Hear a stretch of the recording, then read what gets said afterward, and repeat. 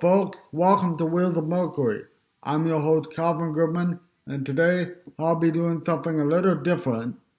I will be reviewing albums and artists that I have not talked about on the channel.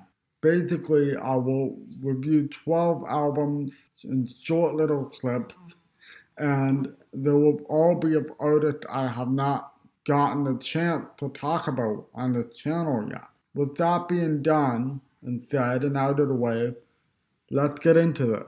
The Weeknd, After Hours. This is the newest studio album from Toronto-based singer The Weeknd, aka Abel Tesfaye. I think it is a triumph of mainstream pop songwriting, and the way the narrative arc is played throughout the album is so good, and the 80s synthesizer sounds work so well with Abel's voice that it creates this sort of dark yet blissful feeling that you could only get out of a Weeknd record in terms of mainstream pop. He even dips back into his trilogy sound with cuts like the title track. Yeah, I just think it's one of the best albums of this year. Nothing More, The Stories We Tell Ourselves. This album, released in 2017 by the rock band Nothing More, tackles political subjects and also personal ones as well. It is a very long-ish album, but I will say though that Fade In, Fade Out is nothing short of a masterpiece in my eyes. It is a song that might ring true to you guys if you ever loved a family member, right? So it's a very good modern octane style rock record. Lorde, Melodrama. The second album from Lorde, released in 2017, is nothing short of a pop masterpiece. I think it's one of the best albums of the 2010s. I think tracks like Homemade Dynamite and Liability are very well constructed and very well put together pop songs. And it has an atmosphere that is hard to explain unless you actually listen to the record. It's like modern yet traditional. I haven't seen any other pop album have that close of a atmosphere. So yeah, check it out. Lil Peep, Come Over When You're Sober Part 1. The 2017 effort from the late emo rap prodigy Lil Peep is a good one, folks. It's a bit unfinished, a bit rough, but it's a good moody collection of songs. And speaking of emo rap, Wicker Fade Springs Eternal, Suffer On.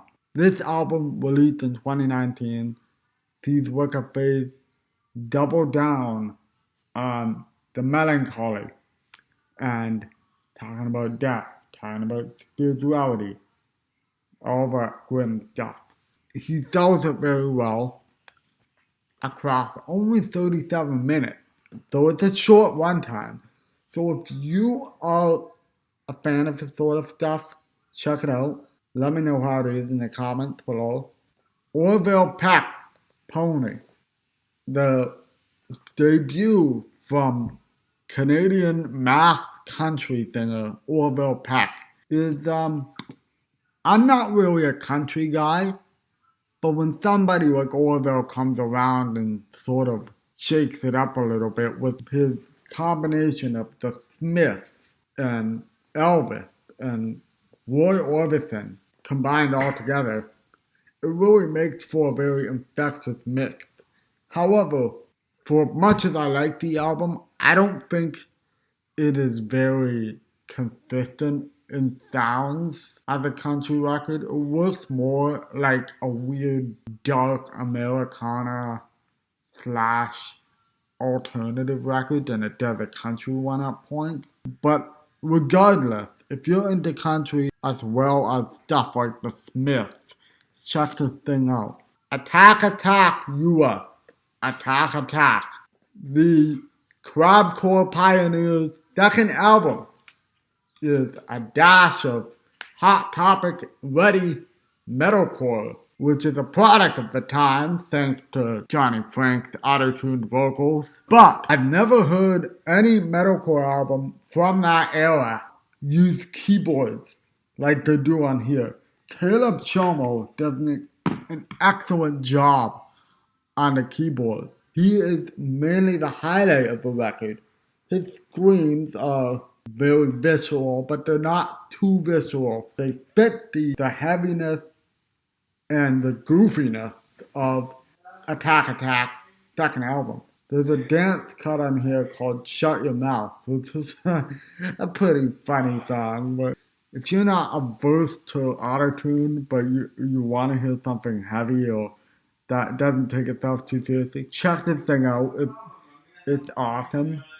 It aged well, actually, considering it was released in 2010, about 10 years ago now. But speaking of Caleb Chomo, Beartooth Disgusting, the debut album from Caleb Chomo-led hardcore project Beartooth, was very good for the time it came out. But the lyrics are a little underwritten at times, but they could be emotionally potent, like in the closer, which I heard Caleb hadn't heard that track too many times because of how much of an emotional wreck he was recording it. If you like hardcore, if you want to jump straight into hardcore, let this be your guide to get straight into that genre.